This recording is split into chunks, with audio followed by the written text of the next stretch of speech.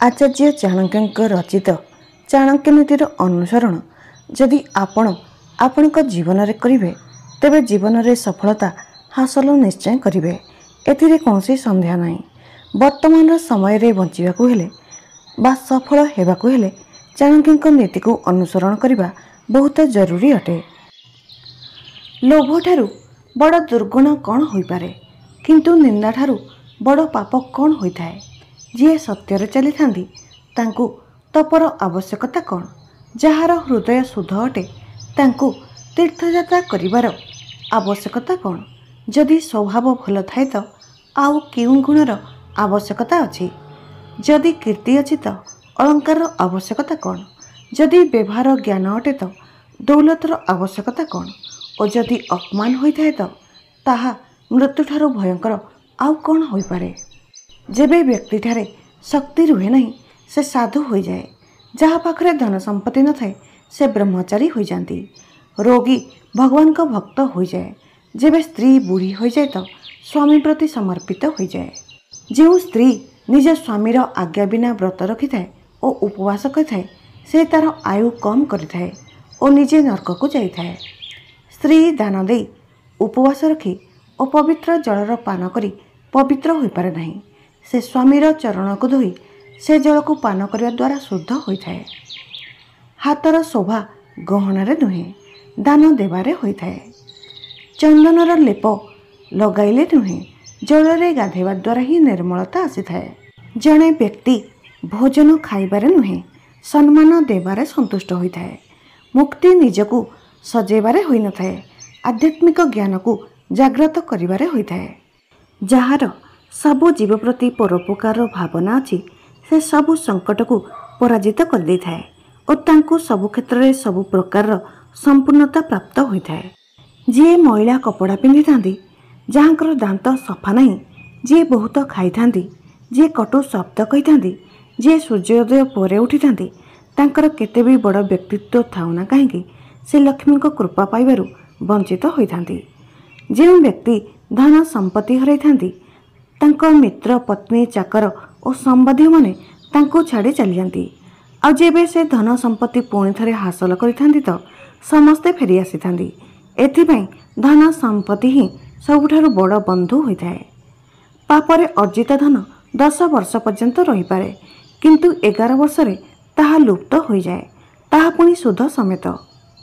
जड़े महान व्यक्ति जेबे कौनसी भूल काम करिथांती तो तांको केही किछि कहती नहीं, किंतु जड़े छोट व्यक्ति अर्थात गरीब व्यक्ति भल काम करथिले भी तांको धिक्कार करा जाए। प्रकृत भोजन ताहा होइथाए जहाँ ब्राह्मण को देवा परे बंची थाए। प्रेम सही सत्य अटे जहाँ अन्य को दिया जाय थाए। निज प्रति जो प्रेम होइथाए ताहा नुहे। बुद्धिमता हेउची ताहा जहाँ पाप करिबारु अटकाई थाए। प्रकृत दान हेउची ताहा जहाँ देखाइबा बिना करा जाए। जदि मनुष्य थारे परखिबा शक्ति न थाए तो से अमूल्य रत्न को गोड़र धूली रे पकाई रखि थाए और घास को मुंडरे धारण करथाए। एमिति कले रत्नर मूल्य कम हुए नहीं और घासर महत्व बढ़े नहीं। जेबे विवेक बुद्धि थिबा व्यक्ति आसी थाए तो प्रत्येक जिनिस को तार जगह देखाई थाए। समय बहुत कम, तेणु ताहा शिखंतु जहाँ महत्वपूर्ण अटे। जेपरी हंस पानी मिशा क्षीररू पानी छाड़ी क्षीर पी नहीं थाए, सही व्यक्ति चंडाल सदृश होता है जी दूररू हठात आसीथिबा अतिथि को आदर सत्कार करिबा बिना रात्रिर भोजन निजे खाई थाए।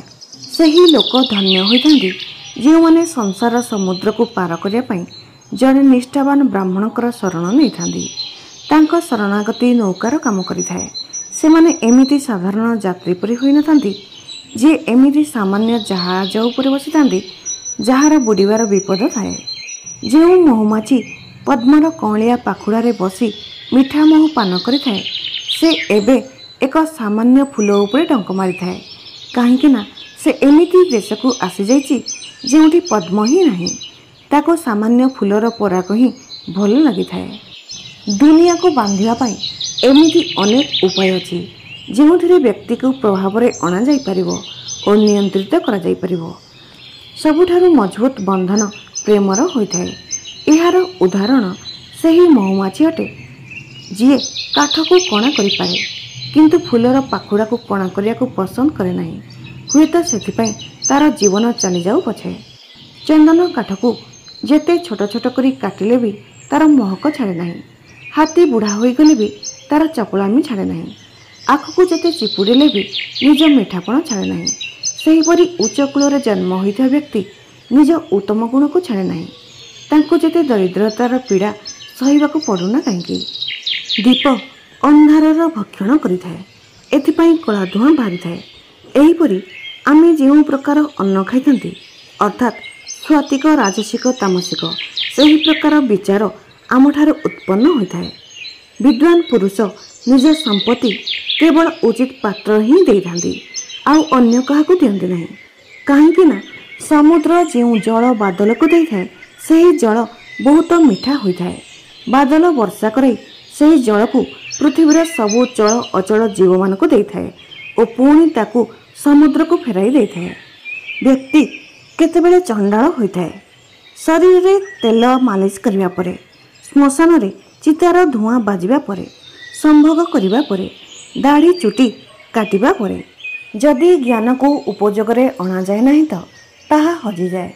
ବ୍ୟକ୍ତି ଯଦି ଅଜ୍ଞାନୀ ଅଟେ ତ ହଜିଯାଏ। ସେନାପତି ବିନା ସେନା ହଜିଯାଏ, ପତି ବିନା ପତ୍ନୀ ହଜିଯାଏ। ସେହି ବ୍ୟକ୍ତି ଅଭାଗା ଅଟେ ଯିଏ ବୁଢ଼ା କାଳରେ ସ୍ତ୍ରୀର ମୃତ୍ୟୁ ଦେଖିଥାଏ। ସେହି ବ୍ୟକ୍ତି ଅଭାଗା ହୋଇଥାନ୍ତି ଯିଏ ବୁଢ଼ା କାଳରେ ସ୍ତ୍ରୀର ମୃତ୍ୟୁ ଦେଖିଥାନ୍ତି। ସେ ମଧ୍ୟ ଅଭାଗା ହୋଇଥାନ୍ତି ଯିଏ ନିଜ ସମ୍ପତ୍ତି ସମ୍ପର୍କୀୟକୁ ସମର୍ପି ଦିଏ। ସେ ବି ଅଭାଗା ହୋଇଥାନ୍ତି ଯିଏ ଖାଇବା ପାଇଁ ଅନ୍ୟ ଉପରେ ନିର୍ଭର କରିଥାଏ। ସ୍ଥିର ମନ ସମାନ କୌଣସି ତପ ନାହିଁ, ସନ୍ତୋଷ ସମାନ କୌଣସି ସୁଖ ନାହିଁ, ଲୋଭ ସମାନ କୌଣସି ରୋଗ ନାହିଁ, ଦୟା ସମାନ କୌଣସି ଗୁଣ ନାହିଁ। କ୍ରୋଧ ସାକ୍ଷାତ ଯମ ଅଟେ, ଲାଳସା ନର୍କ ଆଡ଼କୁ ନେଇଯାଉଥିବା ବୈତରଣୀ ଅଟେ, ଜ୍ଞାନ କାମଧେନୁ ଅଟେ, ସନ୍ତୋଷ ହିଁ ତା ନନ୍ଦନ ବନ ଅଟେ, ଅର୍ଥାତ୍ ଇନ୍ଦ୍ର ଦେବତାଙ୍କ ବଗିଚା ସମ ହୋଇଥାଏ। ନୀତି ଭ୍ରଷ୍ଟ ହେଲେ ସୁନ୍ଦରତାର ନାଶ ହୋଇଥାଏ। ହୀନ ଆଚରଣରେ ଭଲ କୁଳର ନାଶ ହୋଇଥାଏ। ପୂର୍ଣ୍ଣତା ନ ଆସିଲେ ବିଦ୍ୟାର ନାଶ ହୋଇଥାଏ। ଉଚିତ ବିନିଯୋଗ ବିନା ଧନର ନାଶ ହୋଇଥାଏ। ଅସନ୍ତୁଷ୍ଟ ବ୍ରାହ୍ମଣ, ସନ୍ତୁଷ୍ଟ ରାଜା, କଠୋର ଆଚରଣ କରୁଥିବା ଗୃହିଣୀ ଏମାନେ ସମସ୍ତେ ବିନାଶକୁ ପ୍ରାପ୍ତ ହୋଇଥାନ୍ତି। ଉଚ୍ଚ କୂଳରେ ଜନ୍ମ ହୋଇ କ'ଣ ଲାଭ ଯଦି ବୁଦ୍ଧିମାନ ହୋଇନଥିବ। ଗୋଟିଏ ନୀଚ କୂଳରେ ଉତ୍ପନ୍ନ ହୋଇଥିବା ବିଦ୍ୱାନ ବ୍ୟକ୍ତିର ସମ୍ମାନ ବି ଦେବତା କରିଥାନ୍ତି। ବିଦ୍ୱାନ ବ୍ୟକ୍ତି ଲୋକଙ୍କଠାରୁ ସମ୍ମାନ ପାଇଥାଏ। ବିଦ୍ୱାନ ତାର ବିଦ୍ୱତ୍ତା ପାଇଁ ସବୁ ଜାଗାରେ ସମ୍ମାନ ପାଇଥାଏ। ଏହା ସତ୍ୟ କି ବିଦ୍ୟା ସବୁ ଜାଗାରେ ସମ୍ମାନିତ ହୋଇଥାଏ। ଯେଉଁ ଲୋକ ଦେଖିବାକୁ ସୁନ୍ଦର, ଯୁବକ ଓ ଉଚ୍ଚ କୂଳରେ ଜନ୍ମ ହୋଇଥାନ୍ତି, ହେଲେ ଯଦି ତାଙ୍କ ପାଖରେ ବିଦ୍ୟା ନାହିଁ ତ ସେ ସବୁ ବେକାର ଅଟେ। ସେମାନେ ପଳାଶ ଫୁଲ ସହ ସମାନ ହୋଇଥାନ୍ତି, ଯିଏ ସୁନ୍ଦର ତ ଦେଖାଯାଆନ୍ତି କିନ୍ତୁ ମହକ ନଥାଏ। ହାତୀର ଶରୀର କେତେ ବି ବିଶାଳ ହୋଇଥାଉ କିନ୍ତୁ ଏକ ଛୋଟ ଅଙ୍କୁଶରେ ନିୟନ୍ତ୍ରିତ ହୋଇଯାଏ। ଗୋଟିଏ ଦୀପ ଅନ୍ଧକାରକୁ ନାଶ କରିଥାଏ। କ'ଣ ଅନ୍ଧକାର ଠାରୁ ଦୀପ ବଡ଼ ହୋଇଥାଏ? ଆକାଶରେ ମାରୁଥିବା ଗୋଟିଏ ବିଜୁଳି ଗୋଟିଏ ପାହାଡ଼କୁ ଭାଙ୍ଗି ଦେଇଥାଏ।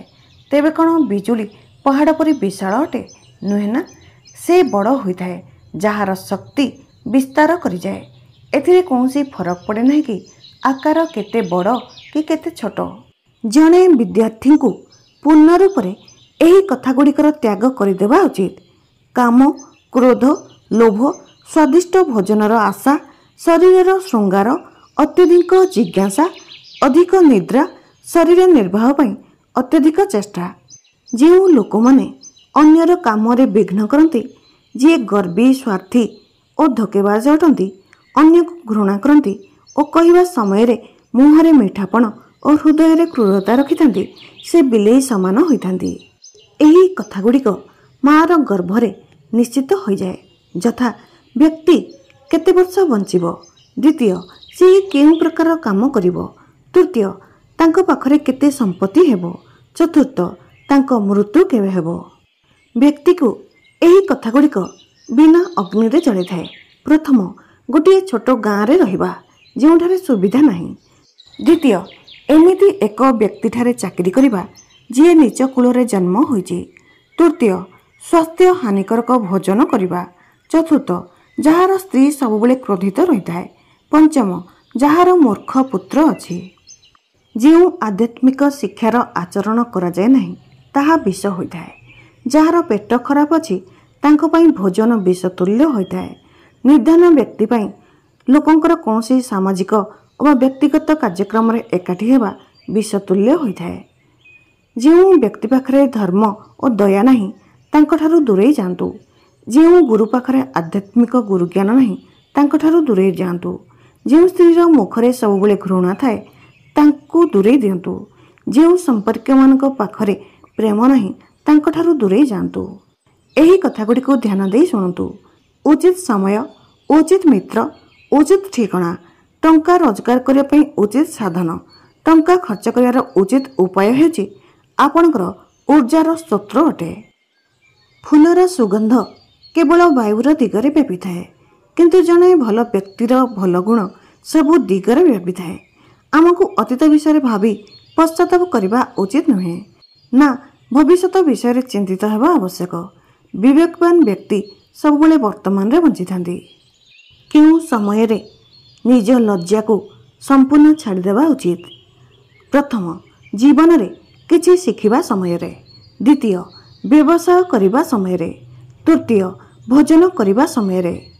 ଯଦି ବି ସାପ ବିଷଧର ନୁହେଁ ତଥାପି ତାକୁ ଆତ୍ମରକ୍ଷା ପାଇଁ ବିଷଧର ପରି ଦେଖାଯିବା ଜରୁରୀ ହୋଇଥାଏ।